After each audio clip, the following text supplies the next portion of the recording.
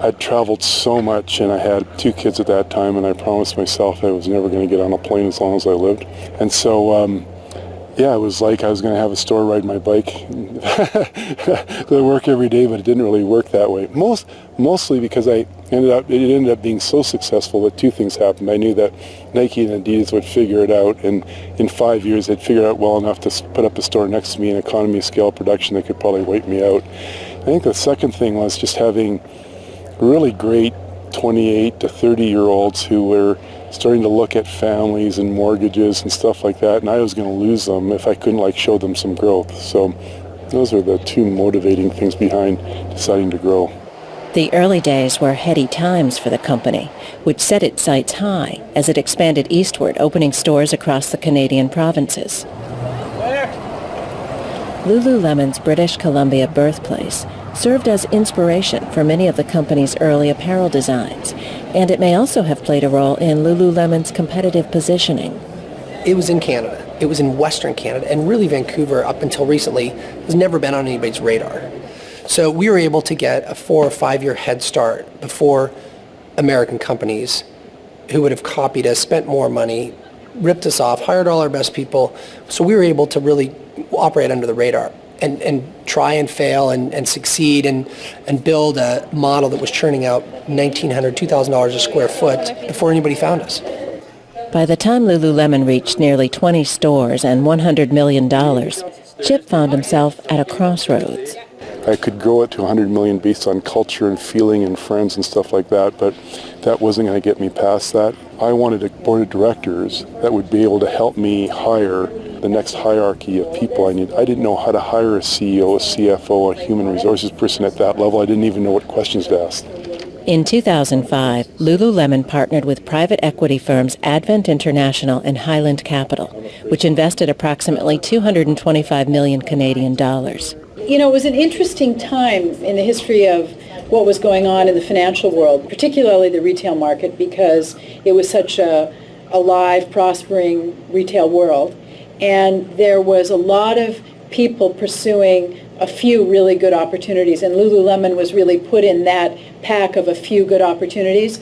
So what started happening was everybody was knocking on Chip's door. And the things that we liked about Lulu were a couple of fold. Number one, it was vertical. So top to bottom, from the standpoint of designing, manufacturing, and then retailing their clothing, we love it when we find a business that owns the brand and is top to bottom. The other thing that was really interesting about Lulu, at the time they had, I think, around 20 stores when we first met the company. And it was almost a little cult phenomenon in Canada. People were crazy about this company. You know, the relationship with Advent and with Highland was really a good partnership because they really represented the interest of making the company successful and healthy. They weren't in it for the short-term turnaround. If we came in as a significant owner, investing alongside Chip, what we wanted to make sure was that we could preserve the authenticity of this company and keep that culture intact while we put an infrastructure in place so that they could keep doing all the magic, but providing a platform that would allow them to grow and expand successfully into new markets. The difference between opt-in, like you're talking about, and opt-out can be 30-fold difference. Highland venture partner Tom Stemberg also sits on the Lululemon board. It's no secret the founder and former CEO of Staples thinks the U.S. retail market is soft and oversaturated. Yet for Stemberg, the investment in Lululemon made sense. There's always going to be room in America and in the world for unique and different products who really bring something extra to the marketplace. And Lulu is exciting because the Lululemon product line is functionally and technically different from anything else in the marketplace. It feels better than any other apparel you can wear. And the people in the store selling it have more enthusiasm and love for their job, the product, and their customers than virtually any other retailer in the world. There weren't a lot of examples of Canadian firms that had successfully migrated to the States. And so the risk or the challenge for us was to think about, did this company have the capability to really expand beyond the Canadian border? And so that was the opportunity set that, number one, got us so excited. The numbers were off the chart on the Canadian stores. The sales per square foot were some of the highest that we'd seen in retail. The payback analysis, so the time to build a store and then have it pay back was exceptional. And they really felt like they had the ability to create a company that was doing something special.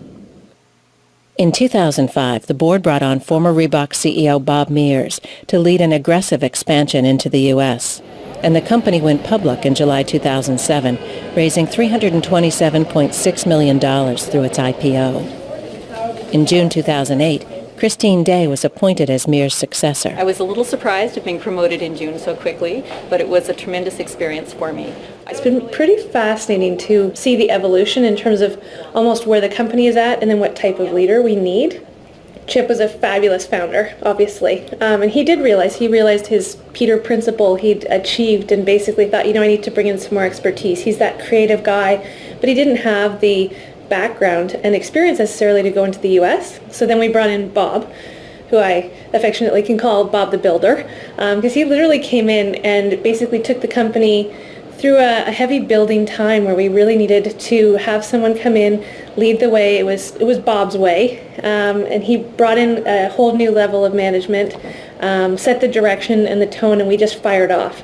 From there, we went public. And then almost the Bob the Builder phase in the company wasn't quite as necessary as much as we needed someone to then take it and figure out how to grow within the culture that had been developed and really preserve that. And that's where Christine has been phenomenal, because she comes from Starbucks, which is another values-led organization, and she's really been able to just capture our culture and make sure that we maintain it as we grow. I knew I wanted to be part of a high-growth opportunity, that I wanted to stay in the small box retail, that I wanted the opportunity to be a CEO. But I know for myself I have to be passionate about what it is I do. And women's athletic wear speaks to me, so I felt it was something I could relate to. But what I really loved was that it was a business model that was going to reinvent retail. If I think back about the early Starbucks days, it was reinventing the consumer's experience of coffee, and in a highly commoditized world. And I think that Lululemon has that same opportunity.